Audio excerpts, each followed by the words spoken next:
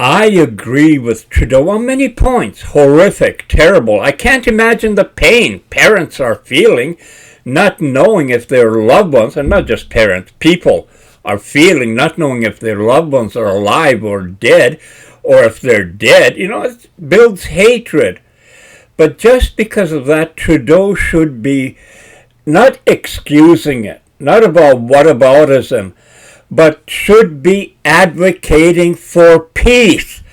Peace in the Middle East. Because if there's no peace, this is going to keep repeating itself. It has been ongoing, and all these idiots are fanning the flames. The violence against women, children, and elderly people, these acts are sickening and completely unimaginable. Right. In Gaza, this is how most people get their drinking water. Delivered by truck, the water is pumped into this container.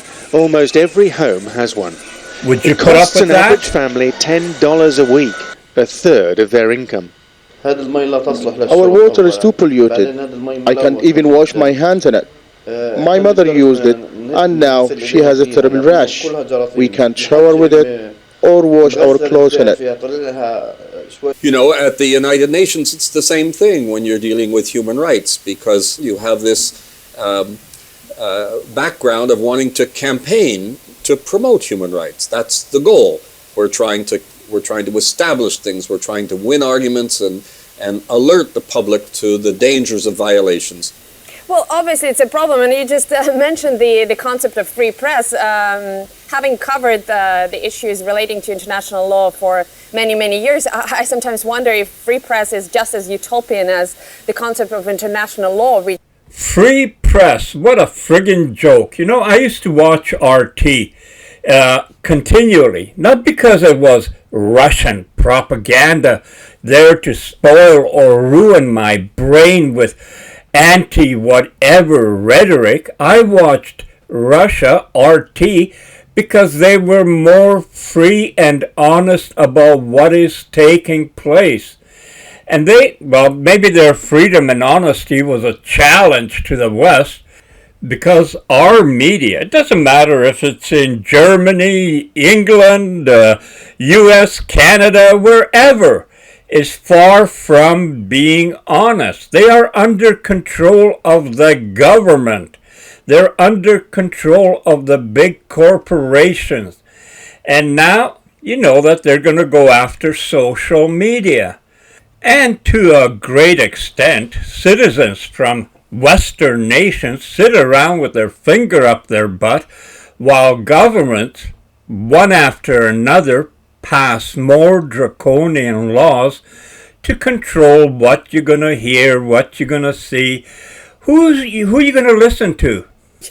By its definition, is supposed to be impartial and neutral and blind to the parties that are exercising it. But I think in reality, perhaps we don't see that many cases of that, do we? Well, international law is an interesting phenomenon, because on the one hand, international law was something that originates as a creation of very, very strong countries as a way of controlling the weak, of controlling their colonies, and of protecting their commercial interests. And at the same time, it has become something that's cherished by small and middle states and by individuals and by the people as a way of ensuring that that rules prevail and that they're not subject to arbitrary conduct. So there's an inherent ambiguity in a way about international law. I often tell my students that most of the time with international law, we're not going to court. We're arguing about things. We're arguing on the media, we're arguing in public meetings, we're dealing with political figures, suggesting that one course of action or another is right or wrong.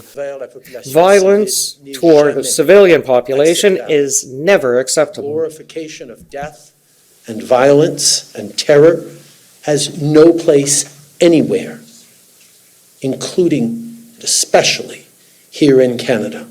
So let me be very clear. Hamas terrorists aren't a resistance. They're not freedom fighters. They are terrorists, and no one in Canada should be supporting them, much less celebrating them.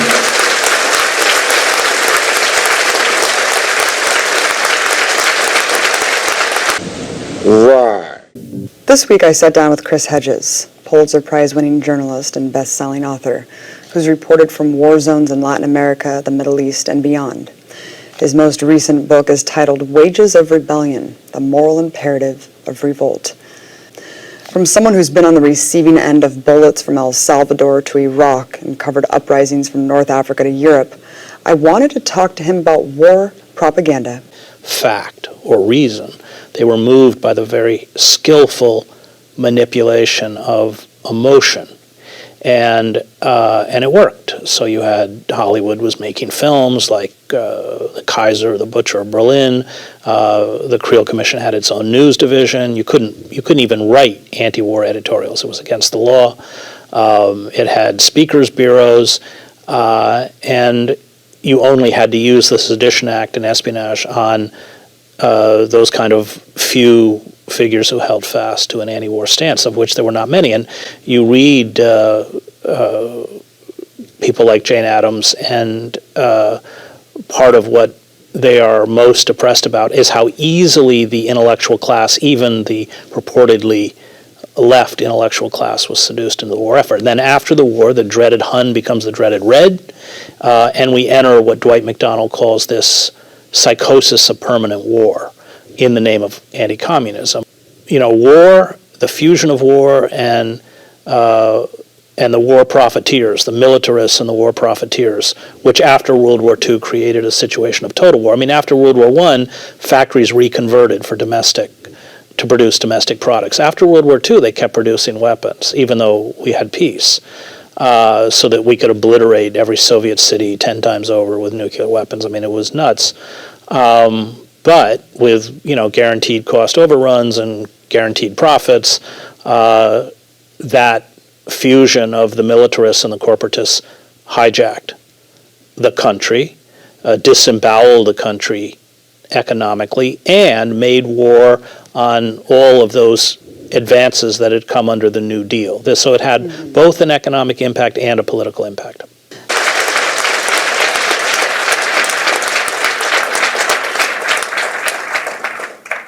I want to thank everyone, Kent, during a Jewish holiday on Shabbat.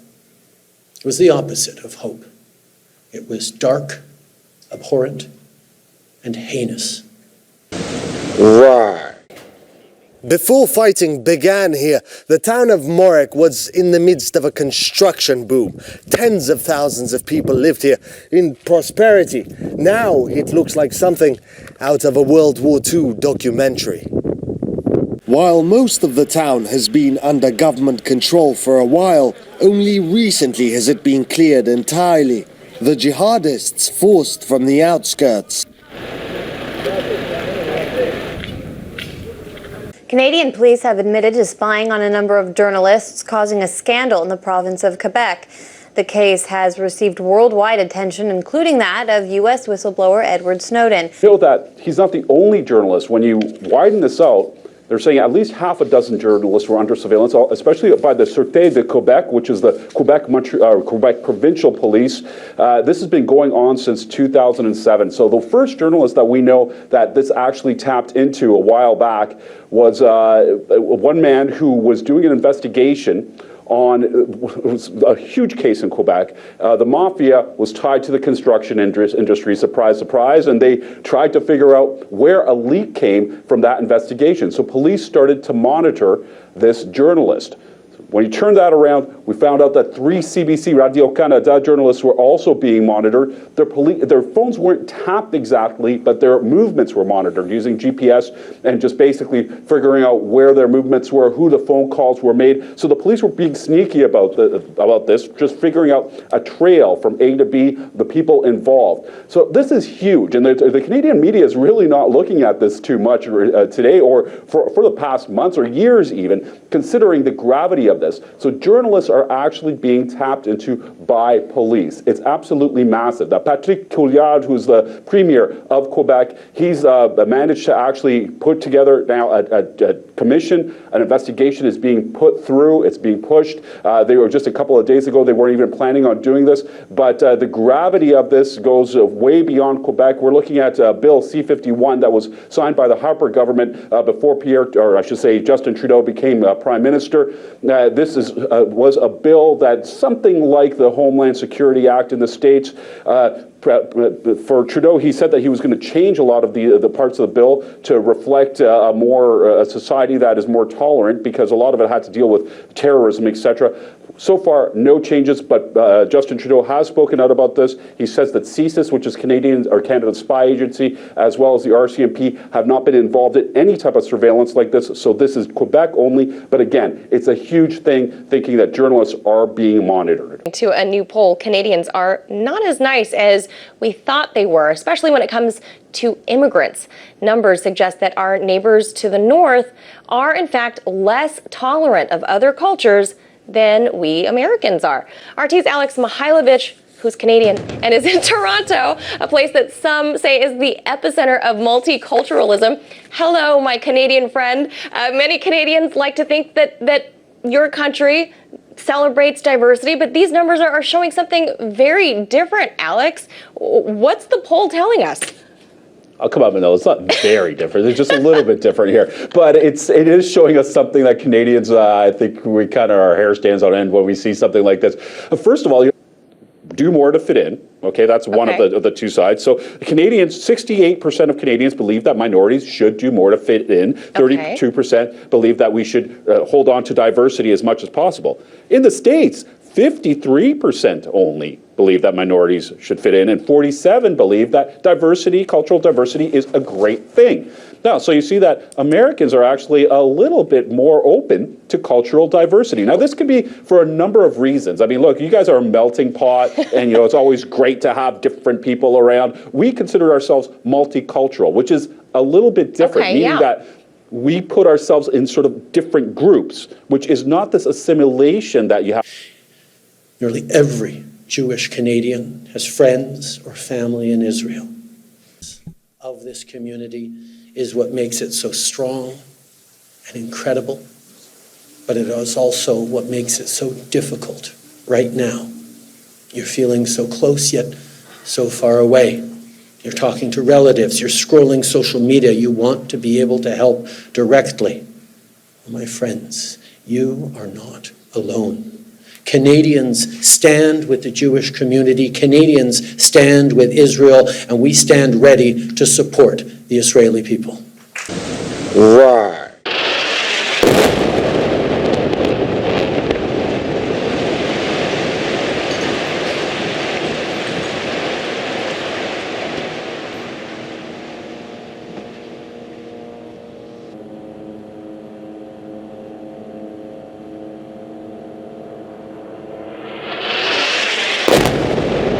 Breaking news, my friends, breaking news. I mean, you wouldn't believe it if you don't see it. Canada, Ontario doctor suspended, his address published after pro-Palestinian social media posts. Threats surfaced online and in a call to the hospital promoting police investigation, posted October 2023. So, you're not allowed to have your own opinions. You can't post about something that maybe you believe in or don't believe in. It's your choice. It's your freedom. Or it used to be. Kind of stopped with the truckers, who expressed unacceptable views, and it went on to the campaign of the pandemic that if you didn't get your shot, you would be suspended from work, period. That's it, you're gone. Our freedoms are being demolished, including the freedom of speech. I can't believe how stupid you'd have to be to support this. On October 12th, Mackenzie Health posted a statement on its Facebook and X accounts saying it is addressing social media posts from a few, not just one, from a few physicians and staff that do not reflect our views and values as an organization. Now, go through what the history of Gaza and the Palestinians have been, and you tell me what are their values and views. Some Facebook comments in response to this post called for Thomas to be fired. Internal emails seen by CBC News show that the doctor was handed a 1-month suspension without pay the next day. So you do get it. A statement made by a doctor got him suspended.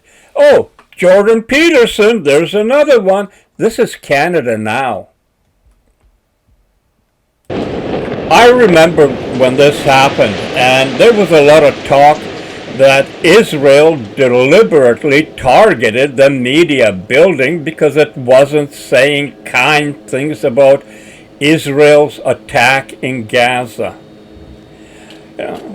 One way or another, they're trying to shut down any opposing views, and it's not new. It didn't just happen now. You can see it went way back, and even before that. You've got to really watch what you're going to say in our Western democracies with free speech, or they will get you.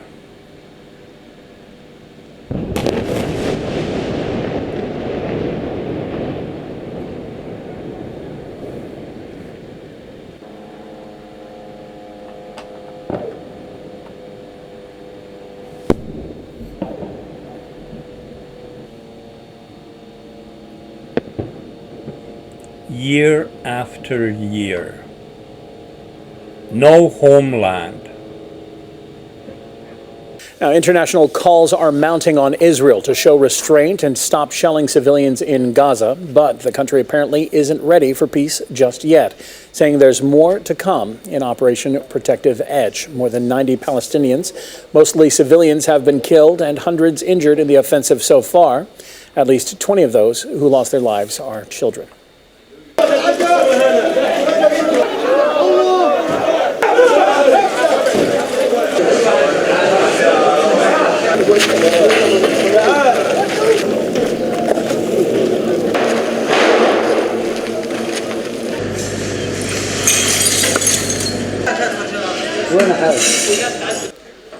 Israel says it hit more than 100 targets in Gaza on Thursday.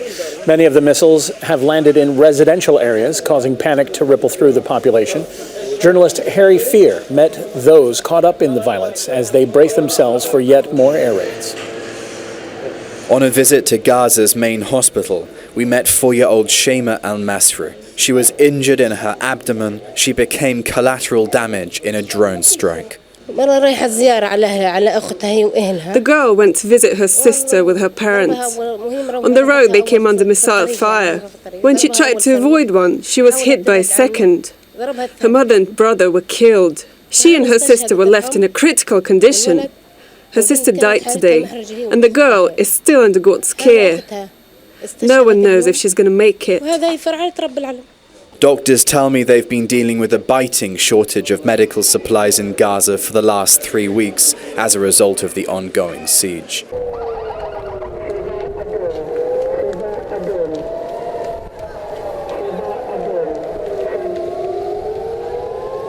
I couldn't vote for a resolution that was too terrified to use the word ceasefire. In October of last year, President von der Leyen clearly stated that, and she was right, Russia's attacks against civilian infrastructure, especially electricity, are war crimes. Cutting off men, women, children of water, electricity and heating with winter coming, these are acts of pure terror, and we should call it as such. A year later, October of this year, Israeli Defence Minister Yoav Gallant said, "I have ordered a complete siege on the Gaza Strip. There will be no electricity, no food, no fuel. Everything is closed. We are fighting human animals and we act accordingly. President von der Leyen said nothing, even though the Israeli minister used the language of Joseph Goebbels when describing the Palestinian people. President von der Leyen should resign. She overstepped the mark. In her unconditional support for Israel, she emboldened them to carry out the massacres that are now clear for everyone to see. Resign now, Ursula.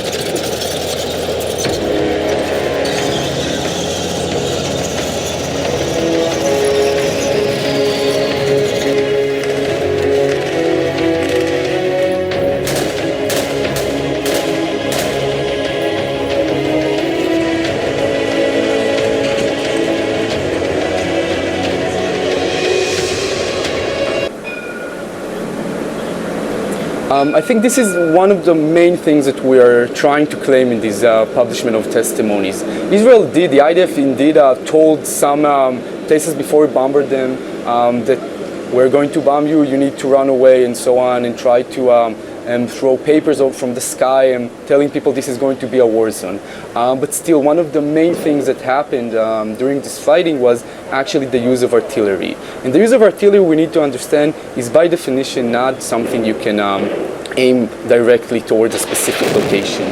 When you fire thousands of them, you destroy, and this is the pictures and the images that we've seen from last summer, you destroy hundreds of houses. And you damage, you can never aim exactly to the specific place you want, so you fire a bunch of shells. That means it would fall in different places. So for me, as a person that was in Tel Aviv during the bombing as well, during the war, I can say that I was told always that the IDF is trying to do everything in his way not to harm civilians. But then I started to sit down with more and more soldiers and officers, and I've been exposed to a completely different story. Like I've said before, soldiers were given, listen, you're allowed to shoot pretty much on everything that you want. And I can just give you a small example. One of the, I think, strong testimonies that we have here is from battalion soldiers that served in an armed battalion. And they were told one morning, in the morning, a bunch of tanks by their commander, listen, I'm going to give you a few targets, start open fire. And I'm talking about tank shells, pretty much on everything you want. So each tank decided for his own targets which one he wanted to, and the soldier told us, yes, we just started, we looked on for this window, for that building, and we just fired. There was no threat against them, no one shot towards them, of course, and I think this is one example for what really happened there. Nadav, I have to ask you to be brief because we are running out of time here. One of the soldiers interviewed also mentioned how killing Palestinians was considered to be no big deal or even cool. How can you comment on that, especially considering that you also were trained to be in the IDF? What does he mean by that? Soldiers say that after 2 weeks, 3 weeks, 4 weeks of fighting, they stopped caring about, people's life, and became, and I'm using words that soldiers told us, like a video game. So maybe from that point of view, we can understand a bit why soldiers acted the way they did. And of course, it's not an excuse to what people did. But the issue here, again, is not what the soldier on the ground did, but what was the policy and the rules of engagement, that those were decided by the high-rank officers and pretty much the government. Well, you know, we've seen our countries get totally divided. You know, in the U.S., the Black Lives Matter, All Lives Matter, black-white situation. We've got Democrats and Republicans unable to work together. In Canada, it's much the same thing, except sometimes they're blatantly similar. You know, Trudeau and Pierre. Or Poilievre. I don't say his name right, but I don't give a shit. But they're similar. You know, there's no difference. I keep saying that. But with everything we've seen, all the division to divide people and keep them off balance, because then they can be controlled, now they're dividing the continents, the shape, the makeup of countries. Africa is shedding colonialism, moving to China and Russia. Same with the Middle East. They're moving away. They're not going to be sanctioned the way the U.S. and other countries have sanctioned, say like Russia. They see that. They don't want that done to them. So they're creating their own system, the BRICS. This has got to scare the shit out of the West because they're losing power.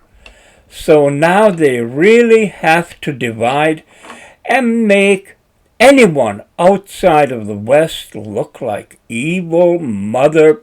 They're bad. Evil bad.